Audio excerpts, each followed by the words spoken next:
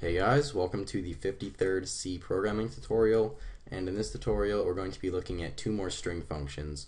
And the first string function that we're going to be looking at is called strchr, and I'm not entirely sure what this function means, but I can tell you what it does.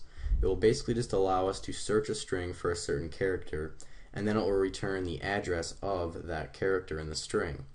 So let's just go ahead right here and say that we had a string called sentence. And we'll just go ahead and set it equal to my name is Adam. Alright, so let's just say that we wanted to find the address of this lowercase a right there inside of our entire string. Well, what we can do is use that strchr function to do that. So we can just say strchr, and this function takes two parameters. The first parameter is just the string that we're looking through. So in our case that would be this string up here called sentence, so just sentence. And then the second parameter is the character that we're looking for, and in our case we're going to be looking for a lowercase a, so we're just going to say lowercase a like that. Alright, and then this function is just going to return the address of this lowercase a right there. And how do we know it's going to be this lowercase a and not this lowercase a? Well, this particular function starts looking at the left of the string and then works its way across from there. So it goes across like this until it finds this lowercase a right there, and then just returns the address of this a. So we can just go ahead and say char star, we'll say loc equals whatever this function returns. So like I said, this function is just going to return the address of this lowercase a. So now our character pointer called loc should just hold the address of this lowercase a right here. But let's just say that we wanted to try and find the index of this lowercase a inside of the string. Well, we already have all the information that we need to do that.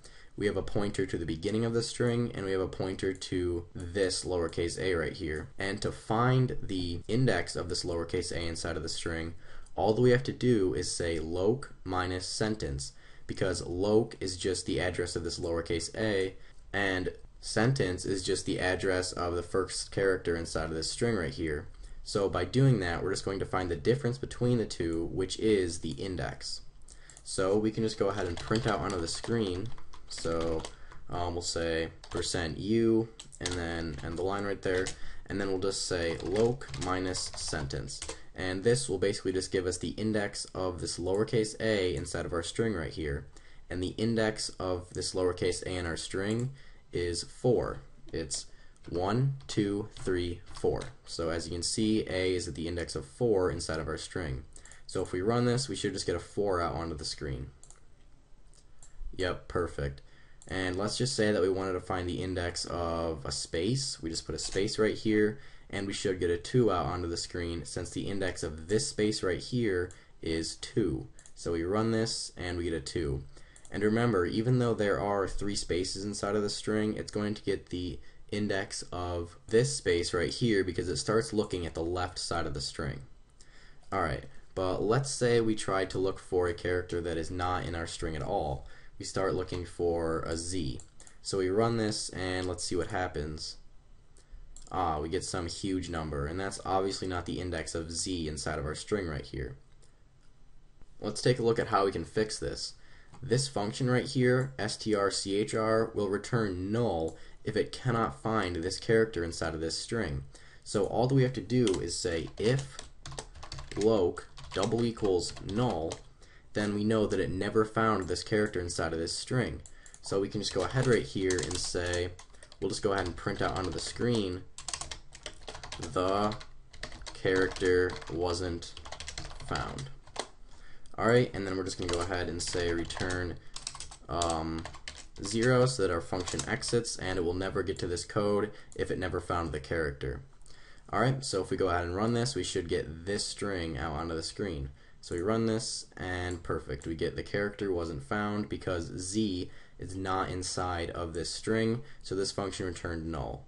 Alright, but if we were to look for some character that is inside of this string, such as the capital A, and run this, we should get its index in the string. So we run this, and perfect, we get its index. Alright, but let's say that we wanted to search the string from right to left. Well, all that we have to do is put an R right there. So there's a different function called strrchr, which just means reverse. So it's going to start at the right side and work its way left until it finds the character that we're looking for. And if we run it this time, we should get the exact same result that we did previously, because there's only one capital A inside of this string. So it doesn't matter which way we start at, we're always going to get the same index since there's only one of these. So we run this and we get 11 just like last time. But if we were to look for lowercase a, then we should get the index of this lowercase a since we're starting over here. So it's going to work its way from right to left until it finds a lowercase a. And it finds this lowercase a first, so it's going to return the address of it. So we run this, and perfect. We get the index of this lowercase a and not this one because we started at the right. Alright, so that's pretty much it for this tutorial, so see you guys.